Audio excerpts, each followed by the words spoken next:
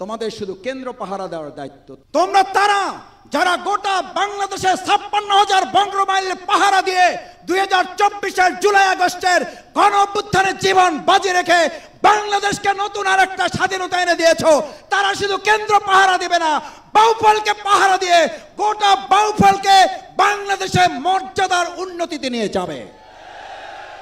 এই দায়িত্ব কি পালন করতে রাজি আছি সবাই? আমরা কি শুধু কেন্দ্র পাহারা দেব না, পুরো বাউফল পাহারা দেব? আমরা বাউফলের পাহারাদার হয়ে জনগণের সেবক হিসাবে ভূমিকা পালন করব। এখন যে কোনো ব্র্যান্ডের পুরাতন এসি বদলে নতুন ওয়ালটন এসিতে উপভোগ করুন 25% ছাড়। যেই তরুণ ছাত্র সমাজের ভোট হয়েছে 2008 সালে, সে আজ পর্যন্ত ভোট দিতে পারে নাই। এখানে এমন অনেক তরুণ যুবকেরা আছেন 2008 সালে তার ভোট ছিনতাই করা শুধু হয় নাই।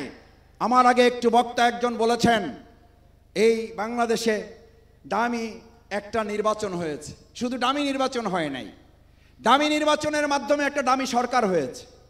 দামি সরকারের মাধ্যমে একটা দামি বিরোধী দলও তারা করেছিল। এই দামি সরকার এবং দামি বিরোধী দলের লোকেরা শুধু দিনের ভোট রাতে করে নাই, আমাদের ভোটারদেরকেও দামি ভোটারে তারা পরিণত করে আমাদের একজনের ভোট আরেকজনের দিয়া আমাদের নাগরিকদেরকে দামি নাগরিকে পরিণত করেছে। আমি সেই তরুণ যুবকদের, ছাত্রদের কাছে জানতে চাই, তোমাদের রক্তের উপরে দিয়ে যেই বাংলাদেশে আজ এই সুন্দর উন্মুক্ত পরিবেশ, এই উন্মুক্ত পরিবেশে আমাদেরকে আবার কেউ দামি নাগরিক, আমাদেরকে আবার কেউ দামি ভোটারে পরিণত করুক, এটাকে আমরা কেউ দেখতে চাই? ফ্যাসিস্টদের উৎখাত করার মধ্য দিয়ে, দেশটাকে বাধ্য করার মধ্য দিয়ে যে ফ্যাসিস্টের কবর রচনা হয়েছে, আর নতুন কোন ফ্যাসিস্টের মাথা উঁচু করে দাঁড়ানো এই বাউফলবাসী দেখতে চায় না।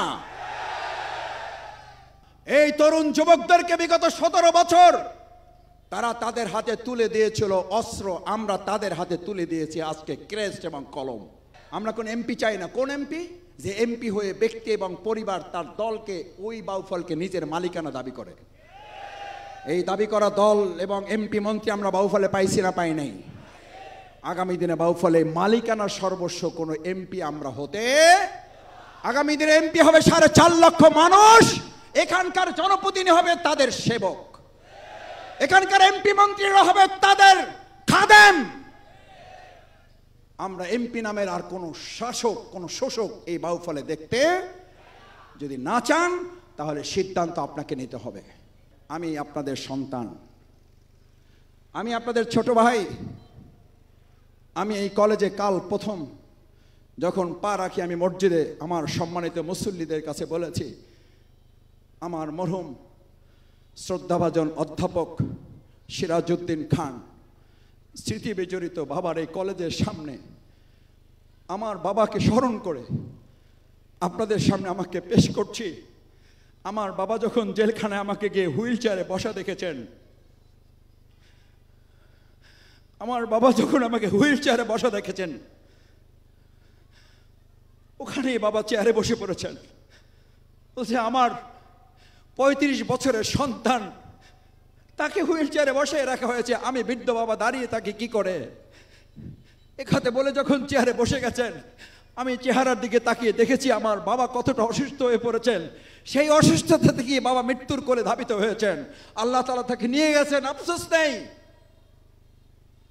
কিন্তু আমাকে যারা হুইল চেয়ারে বসিয়েছেন, আমার বাবা সেই দৃশ্য দেখার পর পুলিশের লোকেরা যখন সান্ত্বনা দিয়ে মাথায় হাত দিয়েছে, খালুজান একটু ধৈর্য ধরেন, আমার বাবা দ্ব্যর্থহীন কণ্ঠ এই চেয়ারে বসা থেকে আবার দাঁড়িয়েছেন।